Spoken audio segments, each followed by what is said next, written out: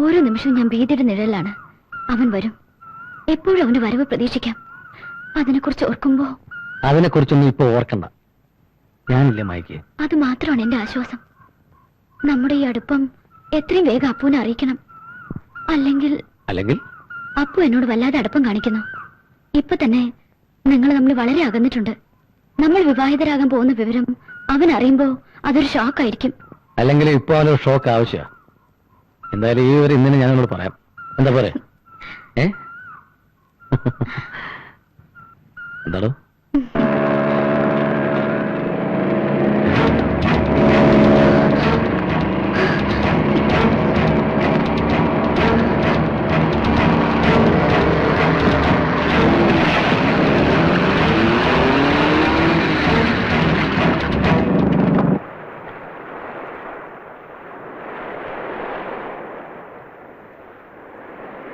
എന്തിനാ എന്നെ ഇവിടെ വിളിച്ചുകൊണ്ടെന്ന് പറയാം.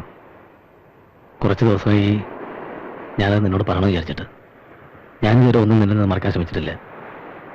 നിനക്കറിയാലോ, എൻ്റെ അച്ഛന് മറ്റൊരു സ്ത്രീയിലൊരു കുട്ടികൾ വരും. ആ സ്ത്രീയും മകളും ഈ നഗരത്തിലുണ്ട്. ഞാൻ പലപ്പോഴും തനിച്ചു പോകുന്നത് അവിടേക്കാ, ആ അമ്മയെയും പെങ്ങളെയും കാണാൻ. പുതിയ ബന്ധങ്ങളൊക്കെ വന്നപ്പോ പഴയ സുഹൃത്തിനെ മറന്നുവല്ലേ?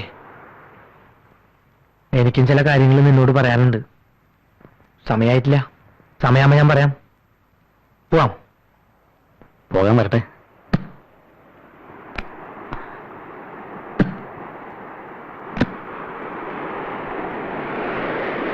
ഞാൻ പറയാമെന്നത് മുഴുവൻ പറഞ്ഞു കഴിഞ്ഞിട്ടില്ല.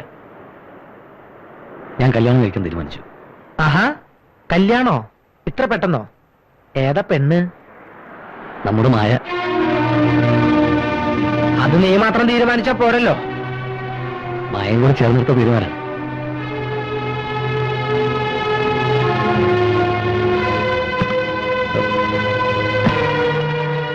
എന്താ നിന്റെ ഉദ്ദേശം?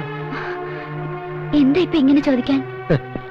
ഇത്രയും നാള് നിങ്ങൾ എന്റെ മുമ്പിൽ നാടകം കളിക്കായിരുന്നു അല്ലേ? നീ അനന്തനെ വിവാഹം കഴിക്കാൻ പോവാന്ന് അവൻ എന്നോട് പറഞ്ഞു, ശരിയാണോ? ശരിയാണ്.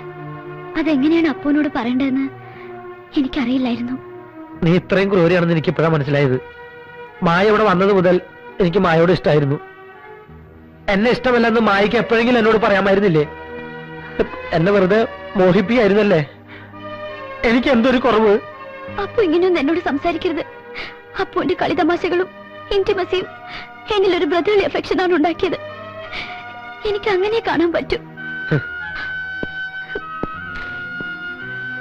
എല്ലാ പെൺകുട്ടികളും പറയുന്ന വാക്ക് തന്നെ നീയും പഠിച്ചു വച്ചിരിക്കുകയാണല്ലേ?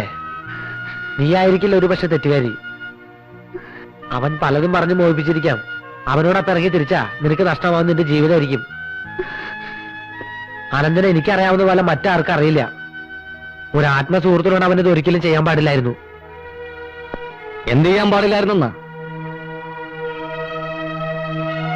ജോലിയും കൂലിയും ഇല്ലാതെ അമ്മയെയും പെങ്ങന്മാരെയും പോറ്റാൻ പോലും നിവർത്തിയില്ലാതെ കഷ്ടപ്പെട്ടിരുന്ന നിന്നെ ഇവിടെ കൂട്ടിക്കൊണ്ടുവന്ന് കാശ് കൊടുത്ത് ജോലി വാങ്ങിച്ചെന്നതോ, ഇന്നീ കാണുന്ന നിലയിൽ എത്തിച്ചതോ?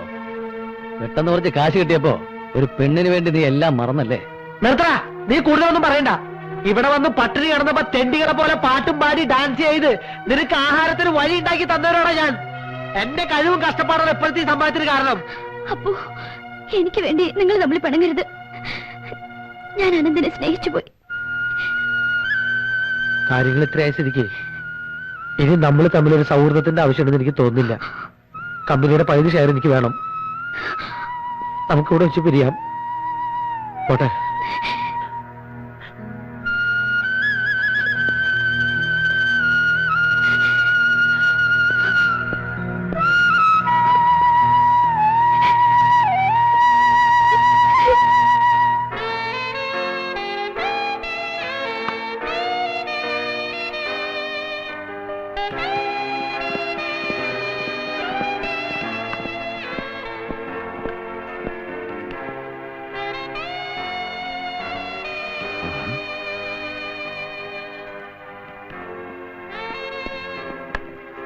എന്താ സുഹൃത്തെ, ഇന്ന് ഒറ്റയ്ക്കാണല്ലോ? കുറ്റത്തോളം തടഞ്ഞോ? കുഷ്ടത്തോഴനോ? അവനെന്റെ ആരുമല്ല, വഞ്ചകൻ.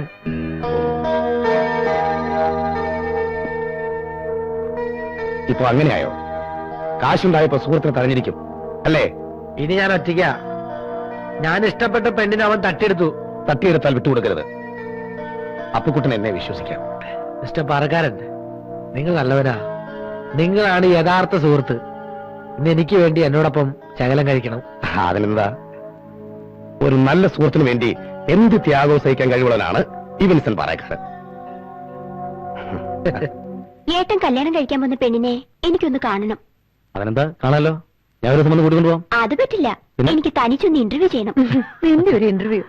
സെലക്ഷൻ കൊള്ളാവോന്ന് എനിക്കൊന്ന് അറിയണല്ലോ. മോനെ, ഏ അച്ഛനെ കണ്ട് സമ്മതം വാങ്ങണം. അതേ ജന്മം നടക്കുമെന്ന് തോന്നുന്നില്ല. അച്ഛന്റെ സ്വഭാവം അമ്മയ്ക്കറിയാലോ. അമ്മാവനോട് പോയി. അമ്മാവനോട് ഈ കാര്യങ്ങളൊക്കെ അമ്മ എന്നൊന്ന് പറയണം. അമ്പലത്തിൽ പോയിരിക്കുക. അമ്മാവനിപ്പോ പഴയ ആളൊന്നുമല്ല.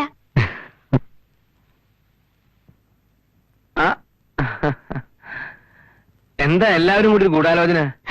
ഇവൻ ചേട്ടനോട് അവന്റെ കല്യാണക്കാര്യം പറയാൻ വന്നതാ. അതൊരു നല്ല കാര്യമാണല്ലോ. ഏതാടാ കുട്ടി? അത് കല്യാണം നമുക്ക് പൊടി പിടിക്കണം.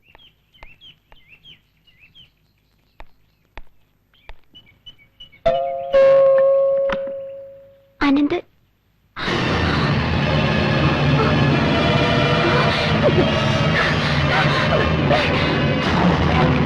ഇവിടെ നമുക്ക് അന്വേഷിക്കാം.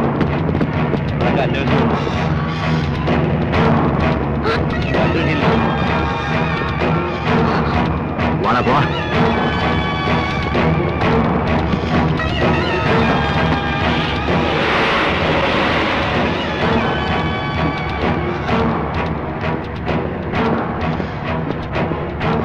മായ, അപ്പോ നീ എന്താ ഇവിടെ?